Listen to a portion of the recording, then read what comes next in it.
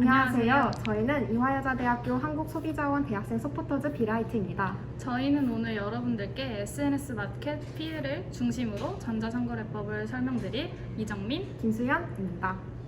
중고거래, 배달음식, SNS 쇼핑 등 이제는 우리 생활과 온라인 거래는 뗄 수 없는 관계가 되어버렸죠. 특히 SNS에서 요새 많은 인플루언서, 셀럽들이 자신의 계정과 채널을 통해 상품을 판매하고 있습니다. 이를 바로 SNS 마켓이라고 부릅니다. 이 SNS 마켓은 개인이 운영하는 것이다 보니 명확한 규제가 어렵고 결제 과정이 개인 간 거래를 통해 이루어져 소비자들이 피해를 입기 쉬운데요. 실제로 품질 불량이나 광고 내용과 상이한 제품을 받는 등으로 피해를 받지만 교환 및 환불 불가라는 문구가 적혀 있다는 이유로 마땅한 보상을 받지 못한 소비자 피해의 사례가 많습니다. 여러분들은 어떠신가요? SNS 마켓에서 구매한 제품을 환불하고 싶었지만 환불받지 못한 적 있지 않으신가요? 오늘은 이러한 전자상거래 소비자 피해를 예방하기 위해 SNS 마켓 제품 구매 과정을 낱낱이 파헤쳐볼 예정입니다. 마켓에서 제품을 구매할 때 가장 먼저 주의해야 할 점은 검증된 마켓에서 검증된 제품 사기입니다. 지금 한번 인스타에서 빈티지 의류를 사본다고 가정해보죠. 당장 핸드폰에 들어가서 빈티지 의류 파는 곳을 검색해봐도 나오는 마켓들의 수는 정말 많습니다. 하지만 이렇게 수많은 마켓들 중에서 과연 어떤 마켓이 제대로 된 옷을 제대로 보내줄 수 있을까요? 마음에 드는 좋은 제품을 구매하기 위해서는 기본적으로 검증된 마켓을 이용하는 것이 중요합니다.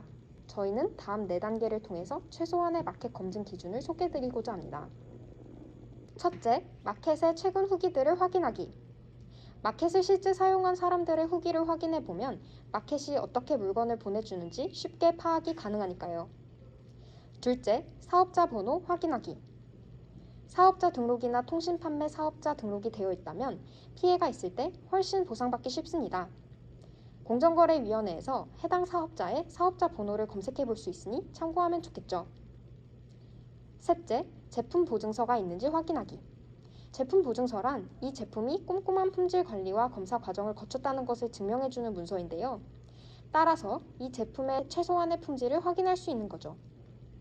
소비자기본법 시행령 제8조 2항에서도 이 품질 보증서를 소비자 분쟁 해결의 증거로 보고 있으니 꼭 확인해 보시기를 추천드려요. 마지막으로 제품 정보와 사진이 충분한지 확인하기입니다. 제품 정보가 너무 적게 제공된다면 품질을 의심해 볼 수 있겠죠. 결제 단계로 넘어가 살펴볼까요? 먼저 결제 단계에서는 개인 계좌 이체를 피하는 것이 좋습니다. 기본적으로 사업자는 거래할 때 사업자 통장을 이용해야 하는데요. 예금주가 이름만 적힌 개인 통장으로 송금을 받는 것은 탈세 의도가 있을 수 있습니다. 그러면 사업자 통장은 어떻게 분별할까요? 먼저 사업자 통장은 이렇게 이름 뒤에 상호가 꼭 들어갑니다. 이렇게 예금주와 함께 상호명이 붙어 있으면 사업자 통장이라고 할 수 있는 반면 예금주 이름만 있다면 개인 통장인 겁니다. 다음으로는 현금가와 카드가를 다르게 받는 경우를 대비하는 방법을 소개해 드리겠습니다. 신용카드 사용이 가능하지만 현금가와 카드가를 다르게 받는 경우 많이 보지 않으셨나요? 현금가와 카드가를 다르게 받는 행위는 위법한 행위입니다. 이렇게 위법 행위임에도 불구하고 카드 결제를 거부하는 경우에는 국세청 사이트에서 신용카드 결제 거부 신고를 할 수 있어요. 이렇게 결제가 완료된 후에는 어떻게 해야 피해를 예방할 수 있을까요? 바로 어떤 구매 방식을 쓰던 기록을 잘 보관하는 것입니다. 계좌 이체의 경우 이체 내역을, 무통장 입금의 경우 결제 확인 메일을, 거래 플랫폼을 이용하는 경우 플랫폼에서 제공하는 주문 내역을 보관하는 것이 중요합니다. 또한 현금 영수증을 발급받는 것도 중요한데요. 블로그와 인스타그램 마켓 같은 경우에는 모두 현금 영수증 의무 발행 대상이라 현금 영수증을 발급해주지 않는 경우에는 신고가 가능합니다. 결제 단계에서의 주의점 잘 이해하셨나요? 그럼 다음 단계로 넘어가 볼게요. 배송 단계에서 챙겨야 할 점은 바로 송장번호 확인하기입니다.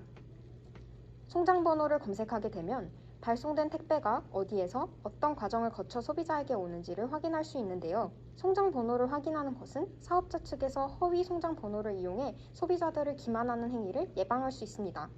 배송이 온 이후에는 어떻게 하면 될까요? 만일을 대비해 배송 개봉 영상을 찍어두는 것도 좋은 방법이 될 수 있습니다. 소규모 마켓의 경우 사업자 측에서 일방적으로 교환 및 환불을 해주지 않는 경우가 많은데 이때 개봉 영상이 증거가 될 수 있기 때문이죠. 여기까지 잘 이해하셨나요? 다음 단계인 교환, 환불과 전자상거래법 개정안에 관련한 내용은 2편에서 계속됩니다.